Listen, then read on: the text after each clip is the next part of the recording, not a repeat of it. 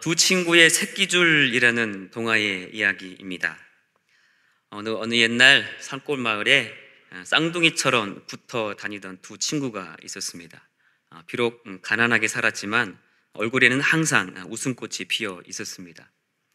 그러던 어느 날 먹을 것이 다 떨어져서 가족들이 굶게 되자 함께 한 친구가 같이 머슴살이라도 하자고 제안을 합니다. 두 친구는 고개 넘어 어느 대감집에 찾아가서 3년간의 머슴살이를 시작합니다. 두 친구는 아주 열심히 일을 했습니다. 힘은 들었지만 일한 품삯으로 가족들이 굶지 않게 되어서 아주 기쁘게 일을 했습니다.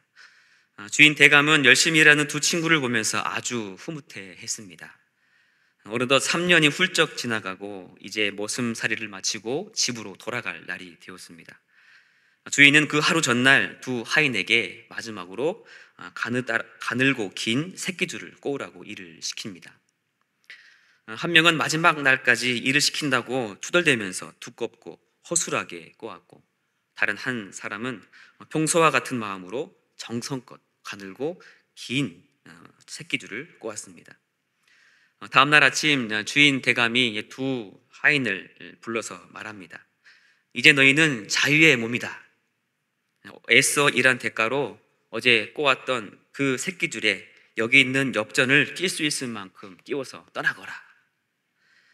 성실하게 새끼줄을 꼬았던 친구는 엽전 꾸러미가 너무 무거워서 나귀에 실어야 할 정도였지만, 투덜대며 대충 꼬았던 친구는 새끼줄이 굵어서 하나도 끼울 수가 없었습니다. 그때 한 친구가 슬며시 손을 잡으면서 말합니다. 내가 반을 나누어 줄게. 우린 친구잖아. 정말 아름다운 이야기 아닙니까? 동화 속 이야기지만 비록 가난하게 살았지만 웃음을 잃지 않고 성실하게 살았던 그 삶에 큰 보상이 주어집니다. 내가 반을 나누어 줄게. 우린 친구잖아. 제 아이들도 이 친구처럼 성실하고 넉넉한 마음으로 살았으면 좋겠습니다. 어렵고 힘든 일을 만나게 되더라도 우리는 웃음을 잃지 말아야 하고 성실함을 잃지 말아야 합니다. 왜냐하면 우리는 그리스도인이기 때문입니다. 의미를 알지 못하는 가늘고 긴 새끼줄을 밤새 꼬아야 하는 삶이 지겹고 힘들게 느껴지더라도 주인의 말에 끝까지 충성하는 것이 우리의 본분 아니겠습니까? 사자성어 중에 용두사미라는 말이 있습니다. 머리는 용이고 꼬리는 뱀이라는 말로서 시작이 좋았다가 끝이 나쁘다는 뜻입니다. 새끼줄을 꼬으라는 말에 투덜대며 대충 꼬았던 친구가 꼭 이 꼴이었습니다. 남유다의 8번째 왕인 요아스는 7살의 나이에 왕이 되어서 40년간 통치를 합니다. 요아스의 시작은 아주 좋았습니다. 비록 어린 나이에 왕이 되었지만 대제사장 여호야다가 든든한 후원자가 되어서 하나님의 법도를 가르치고 말씀대로 통치하게 도와주었습니다. 그런데 문제는 여호야다가 죽기 전까지만 여호와 보시기에 정직하게 행하다가 여호야다가 죽자 그 뒤로 타락했습니다. 바알을 숭배했고 이것을 책망한 선지자 사가랴를 돌로 쳐 죽였습니다. 요아스는 시작은 아주 좋았지만 끝이 비참했습니다. 아람이 쳐들어왔고 자신의 신복들에 의해서 죽임을 당하게 됩니다. 하나님의 심판이죠. 시작은 장대했지만 끝은 초라한 인생이 아닐 수 없습니다.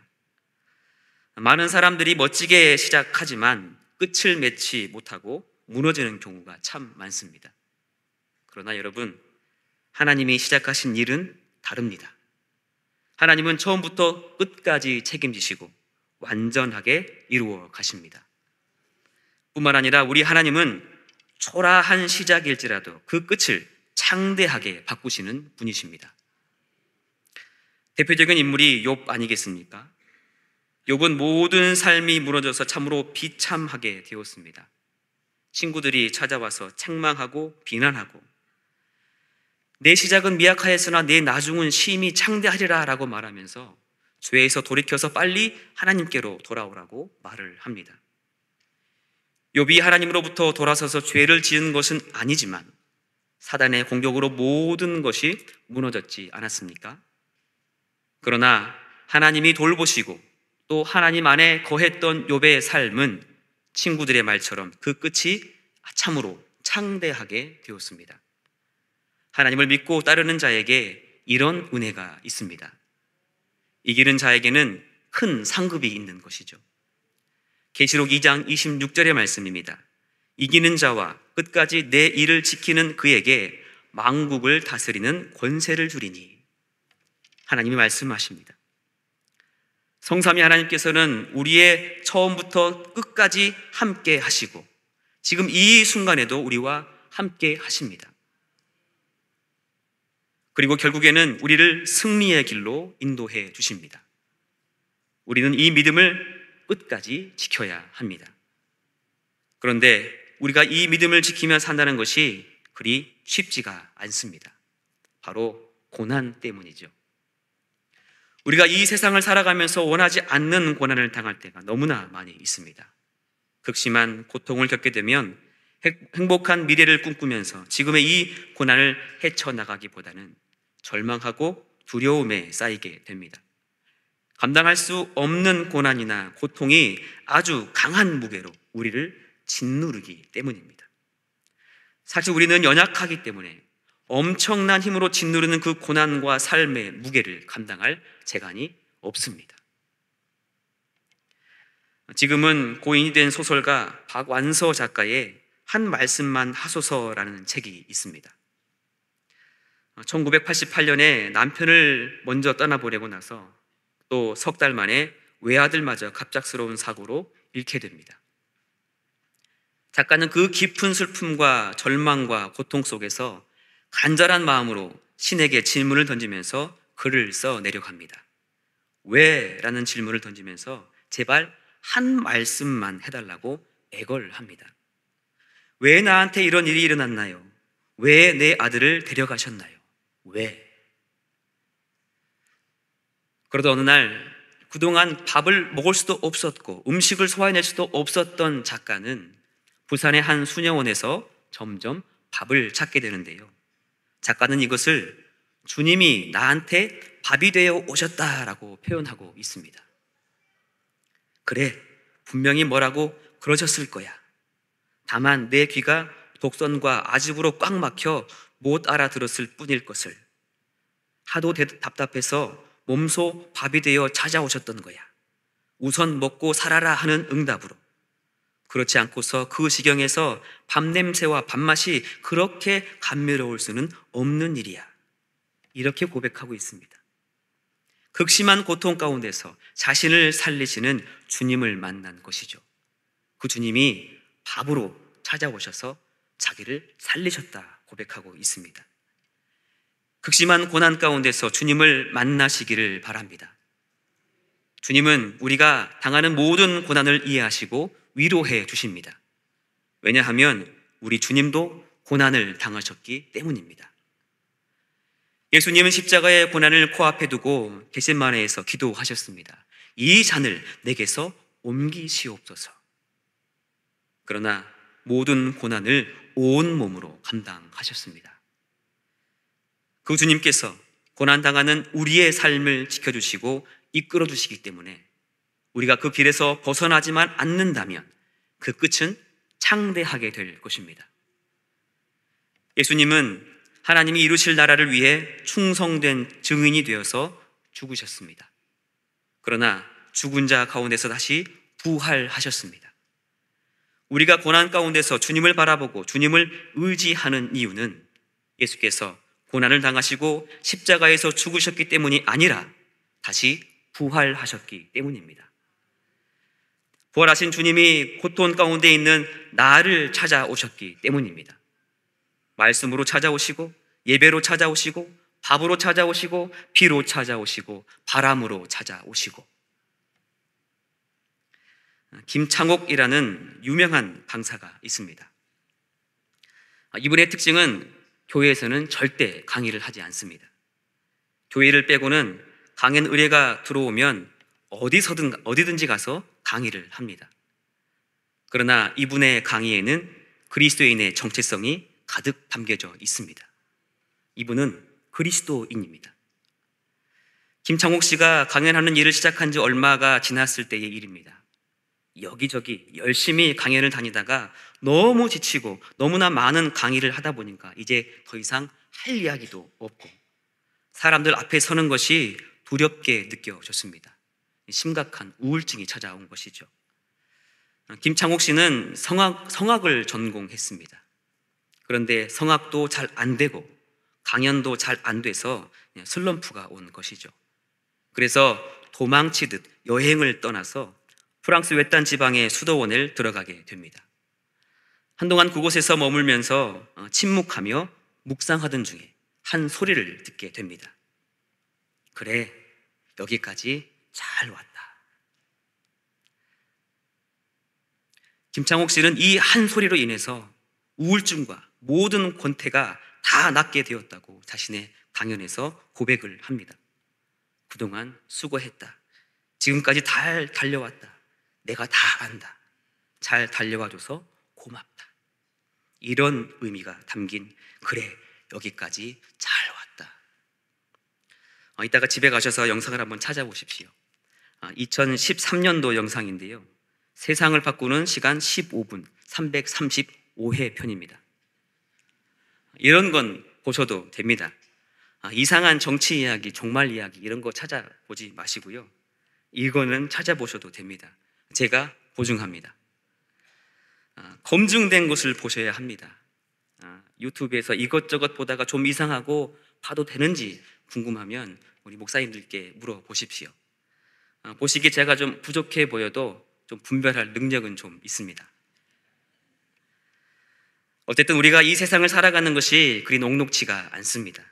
가정에서, 직장에서 부모 노릇하랴, 자식 노릇하랴, 그놈의 돈이 뭔지 끝이 보이지 않는 업무에 하나를 해결하고 나면 또 다른 문제가 쌓여 다가옵니다. 어디 그뿐입니까? 우리는 그리스도인입니다. 그리스도인이기 때문에 감당해야 하고 참아야 할 일도 수없이 많습니다. 이건 어디 가서 하소연도 할 수 없고 도움을 요청할 수도 없습니다. 어디로 도망치거나 숨고 싶은 마음이 간절합니다. 이때 우리도 한 소리를 들어야 합니다. 그래, 여기까지 잘 왔다. 이 세상 끝나는 날 우리를 맞아주실 주님께서 우리에게 이렇게 말씀하실 것입니다. 그래, 여기까지 잘 왔다. 영화 국제시장의 마지막 장면에서 갖은 고생을 다 견뎌낸 주인공이 홀로 방에 앉아 아버지의 사진을 보면서 말하는 장면이 나옵니다. 제가 사투리를 따라해 보려고 했는데요. 너무 어려워서 영상을 준비했습니다.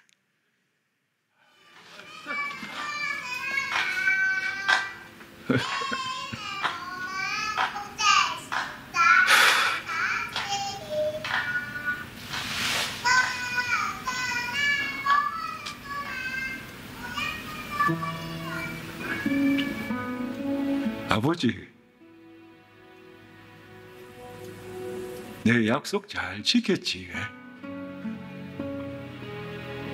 막수이도 찾았고, 이만하면 내 잘 살았지?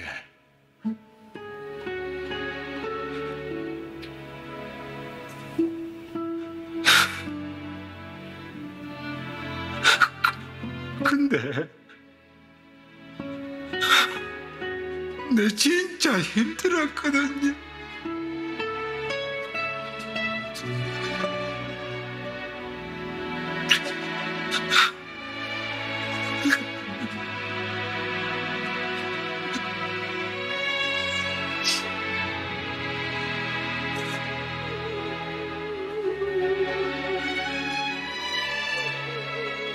음식 만나고 똑수야.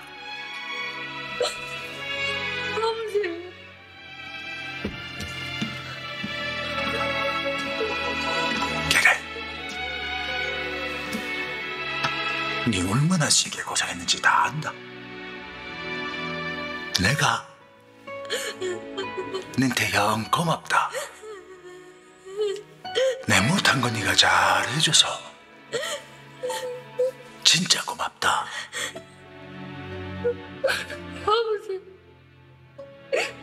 아버지가 보고 싶었습니다.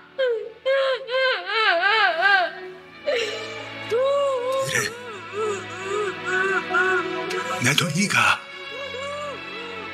영 보고 싶었다.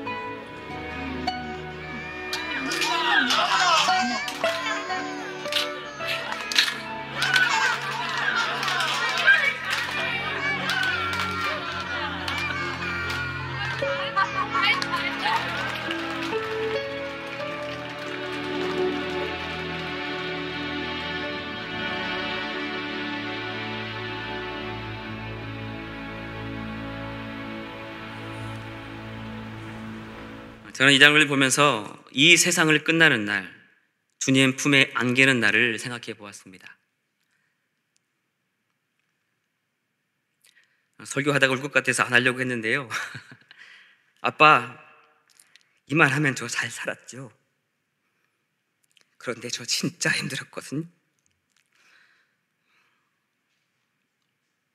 이렇게 펑펑 울 것 같습니다. 우리 주님께서 말씀하실 겁니다. 그래, 여기까지 잘 왔다. 너가 얼마나 고생했는지 잘 안다. 고맙다.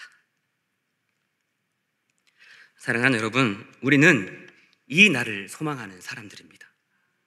우리에게 이 날이 반드시 올 것입니다. 우리는 그 마지막 날에 주님께서 우리를 맞아주실 것을 믿는 사람들입니다.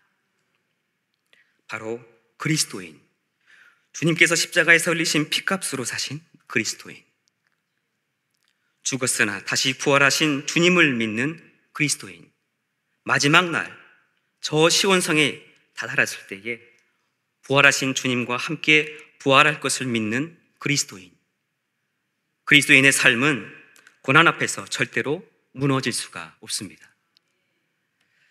지난주일 설교에 목사님께서 폴리캅 기념교회를 소개해 주셨습니다. 그 교회 안에 들어서면 서머나 교회의 감독이었던 폴리캅의 순교 장면이 담긴 본당 천장과 벽면에 그려져 있는 그림이 있습니다. 그런 교회가 핍박을 받을 때 86세의 나이로 순교한 사람입니다. 그가 군졸들에게 잡혀 심판관 앞에 섰을 때 심판관은 이 나이 많은 노인을 살려주고 싶은 마음이 들어서 이렇게 말하지요. 당신이 한 번만 그리스도를 부인하면 내가 사형을 면하게 해주겠소.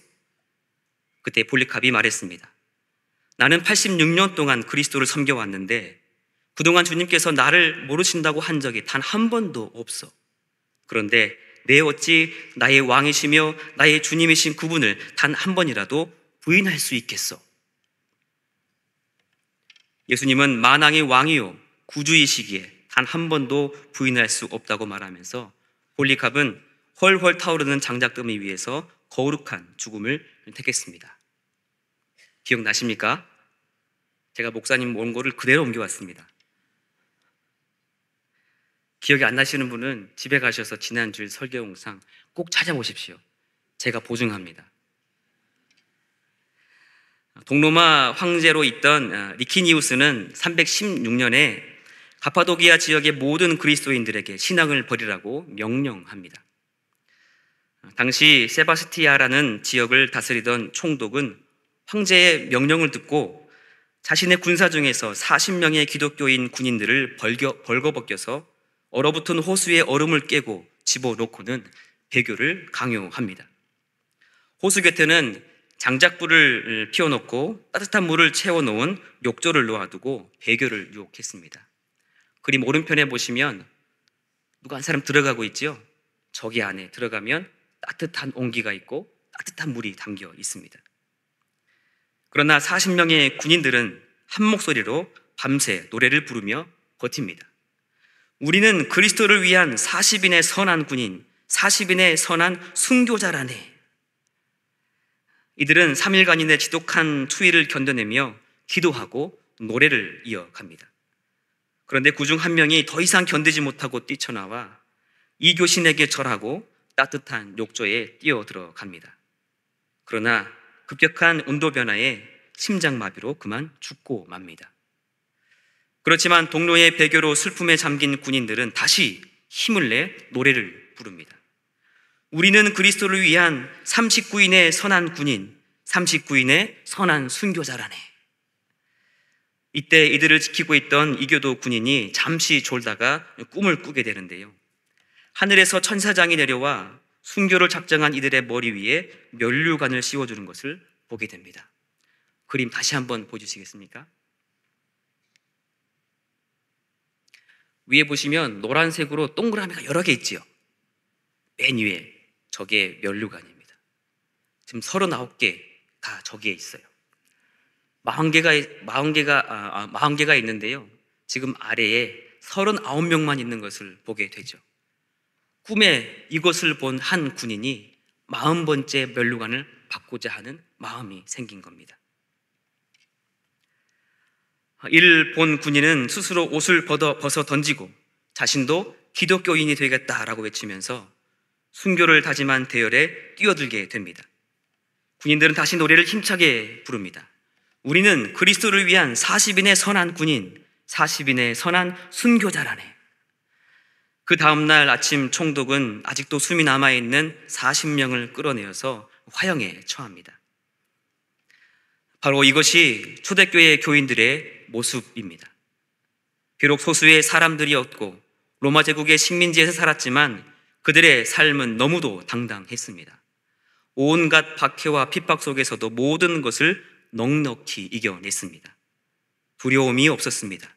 고난을 피해 도망가지도 않았습니다. 오히려 감사하며 찬양했고 기쁨으로 기꺼이 순교의 길을 걸어갔습니다. 그 이유가 무엇이겠습니까? 바로 부활하신 주님을 믿기 때문입니다.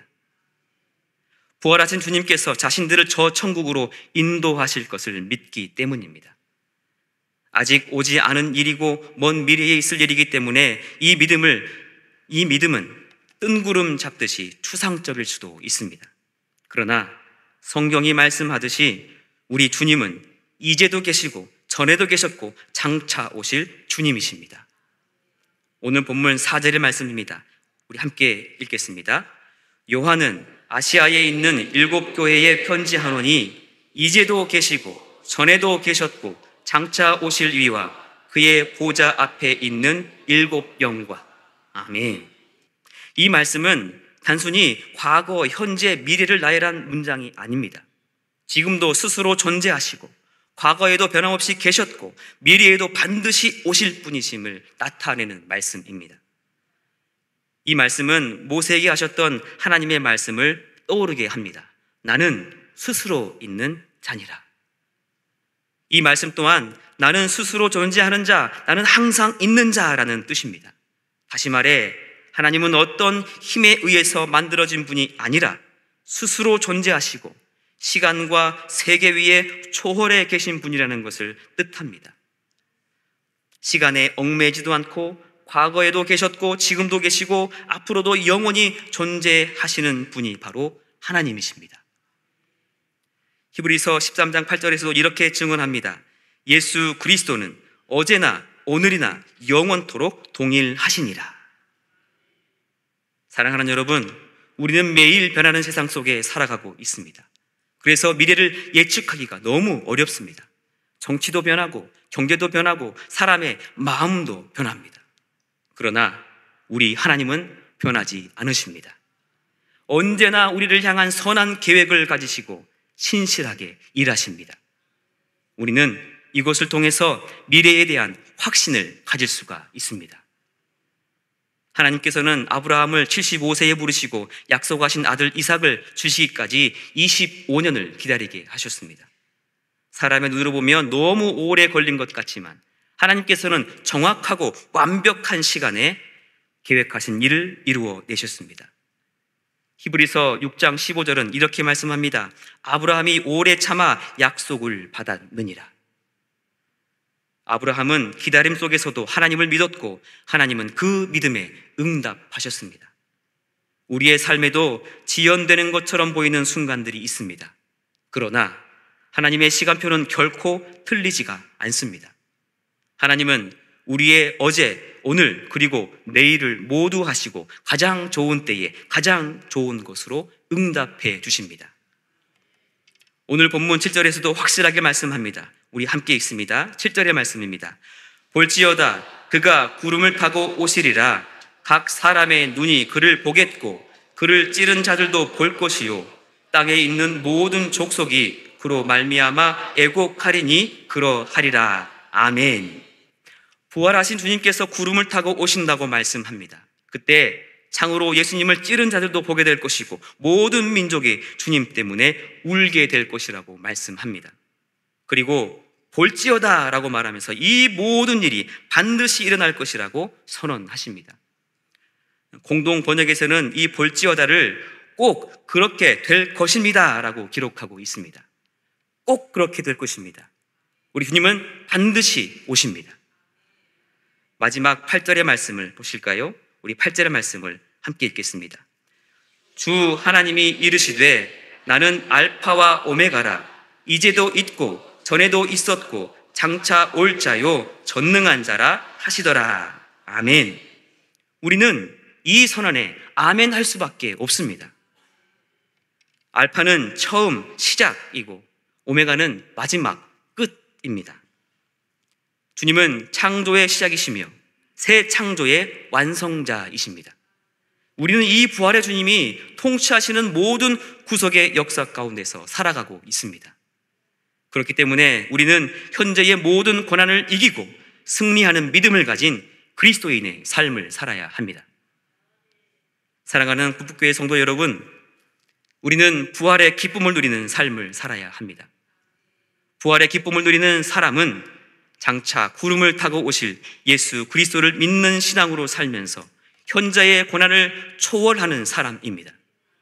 이 모든 일이 성부, 성자, 성령 하나님의 주권적인 사역 안에서 반드시 이루어진다는 확고한 믿음을 가져야 합니다. 이기는 자에게 승리의 면류관을 씌워 주실 것입니다.